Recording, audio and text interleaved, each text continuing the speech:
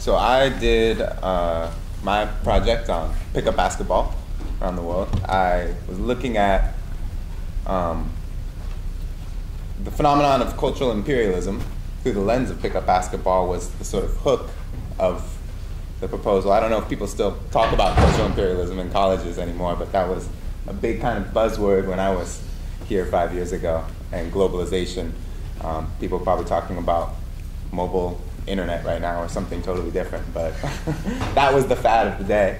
And I'll just tell you a little bit about how I came up with that proposal. I spent the summer after my sophomore year and the summer after my junior year traveling on Amherst dime to Mexico and Spain, and I was I was interning with Amnesty International in Spain, and during my free time I wanted to get to know the locals, and so I ended up going to this basketball court all the time. And a friend of mine, actually on his way to do his Watson from '03, Zach, came and visited me, and I was just talking with him about, what some possible ideas would be for my Watson. And he said, "Oh, why don't you're on this basketball court all the time. This is great. This is a great way to integrate yourself. You should do something on political revolution in basketball." That's a terrible idea. That's never going to fly. And I was like, "But you might be onto something with this basketball thing." And I was thinking about it. The summer after my first year, I did the Books for Boys Fellowship, and it's a literacy program that Amherst runs at this boys' home at Children's Village. And I spent most of that summer playing basketball with the kids and getting to know them and their culture through the basketball courts and trying to get them to read. And I've been struck everywhere that I went about how the sort of distinctive cultures were represented on the basketball court. So in the U.S., the style of play is pretty aggressive. I've gone to the hospital many times and got stitches on my face from elbows and being thrown into poles and stuff. And in Spain, it was all very chilled out, and they, the defense calls the foul and everyone's really honest. And if someone trips, they stop with the basketball and wait for them to get up so that there can be a fair play. And they kind of, if you're someone who fouls a lot and is aggressive like me and this other American kid who was going to this court all the time, they actually just told the other kid to stop coming back because he wouldn't call his own fouls and he was really aggressive. They just kind of like ostracize you and exile you, excommunicate you from the church if you're aggressive. And it's a very different style. In Mexico, I could go on. It was different in different ways. And so I was especially interested in how masculinity was getting expressed on these basketball courts. These were public spaces. They were all men. And I traveled in Spain with a female friend from Amherst, and she was like, "You're just so lucky. I can't go anywhere.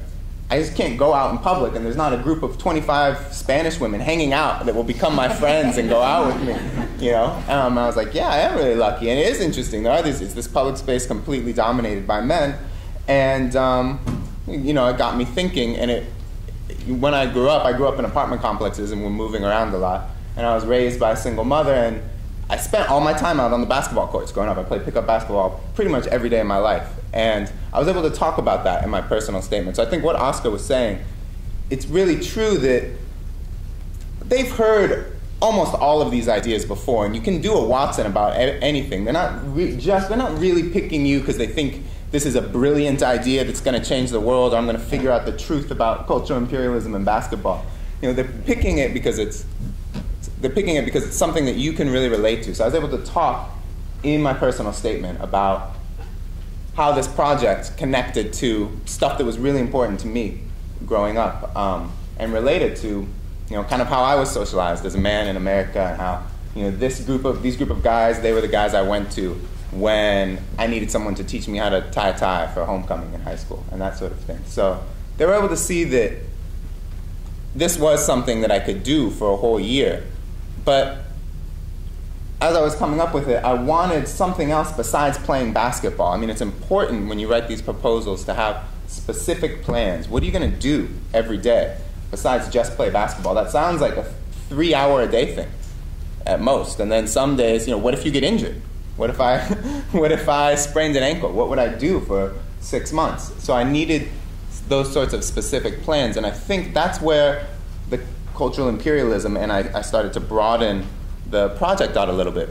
So I talked to, I used the resources here. I talked to Goertz. I talked to Alan Gutman, who's written books about this in the sociology department, and went in and ran my proposals off them, and was able to use that to sort of develop how I could test these ideas about cultural imperialism through this specific case study about how cultures travel from one country to another and how they get adapted and adopted. How I could test that by coaching and interviewing coaches and talking to players, and so that became part of the project and gave me a way of sort of fleshing this thing out into a full project that you could actually do every day.